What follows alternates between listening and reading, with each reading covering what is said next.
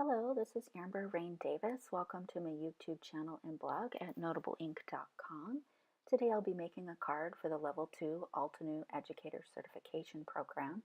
This card was inspired by several of their classes at Altenew Academy, including Polychromatic, Masking Unleashed, Let It Shine, Sentiments with Impact, and Beyond Basic Backgrounds.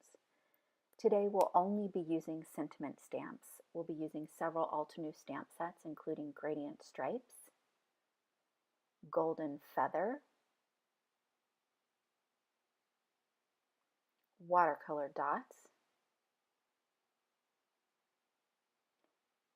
Fresh Freesia, and I didn't have a friend stamp from Altenew, so I used this one from Concord and Ninth. I started off by drawing some guidelines on an A2 size card panel, diagonal from corner to corner and then down the middle to divide the card. Now I'm using some post-it tape to mask off one section of the card, and we're going to be using those sentiment stamps to create a radial pattern in a rainbow color wheel. So I'm starting off with a pinkish purple here. I'm starting from the inside of the corner and working my way out to the edge. Just hand stamping, I'm eyeballing the alignment of the stamp and using somewhat of a brick lay pattern and going all the way out to the edge. You want to make sure that you do overlap the edge so that you get a complete triangle pattern there. This stamp is great. I love this graphic. Hello. This is from the Watercolor Dots stamp set, which I just love. It really fills the space nicely and adds some nice solid color to this background pattern. So we'll be using this a couple times.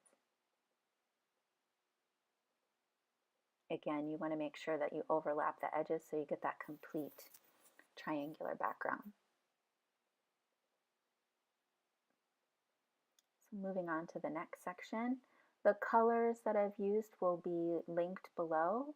These are all Altenew Crisp inks in the mini cube sets. This Scripty Hello is from the Fresh Freesia stamp set. That stamp set has wonderful sentiments and I absolutely love the script. It's got a combination of sans serif and script fonts. So now we'll start repeating those same stamps within the next section. We're only using 3 different sentiments for the background.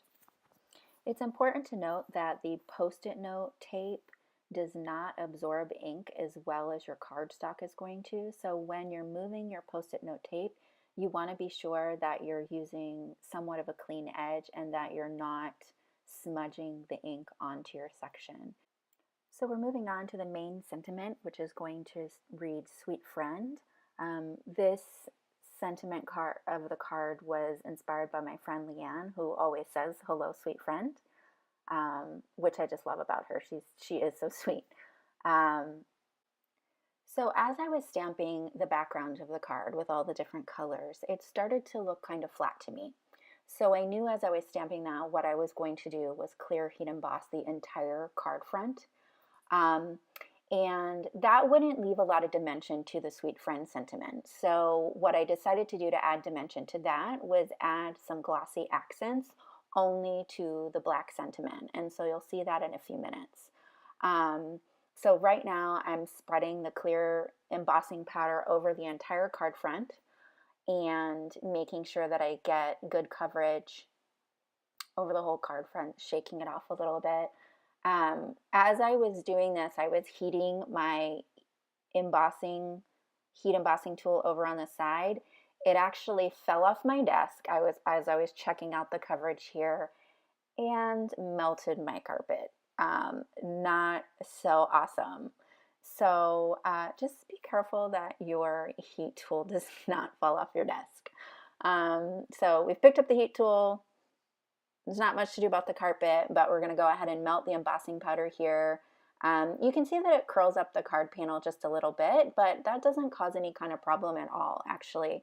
As the heat embossing started to cool, the panel started to dry out quite nicely. I'm also going to pop up the card front panel on some foam, some fun foam, and so that's going to keep it nice and flat as well. So we've got the entire card front clear heat embossed, and you can see the nice shine that develops all across the card front. I did die cut the panel after it was heat embossed. I recommend you die cut it prior to that. When I did that, the black sentiment got a little cloudy from being squished, but because I'm going to put the glossy accents on, that's not going to be a problem at all. So I put a black piece of cardstock behind it to back it and really pop that sweet friend sentiment. Just gluing it down to the card front here, making sure that it's evenly spaced around the edges. And then we're going to move on to the glossy accents. So I'm just using it straight from the bottle. I find that the tip is small enough because these sentiments are so large. I do keep a pin handy in case there are any clogs in there. I don't use the glossy accents super frequently, so I find a straight pin can help to unclog it. So just tracing around the sweet friend. I find for the larger sentiments, it's easier to outline the sentiment and then fill it in, similar to what you would do if you were icing a cookie. And so we're going to fill that in. You can see that the glossy accents, when it goes on, is somewhat cloudy. As it dries, that is going to become completely clear and translucent. And you will see that in the final card, which is right here. This card was so fun to make. I enjoyed using all the different colors of the rainbow. If you enjoyed this card, please hit the like button below and subscribe to my YouTube channel and blog at notableink.com. Thank you so much for stopping by and have a fantastic day.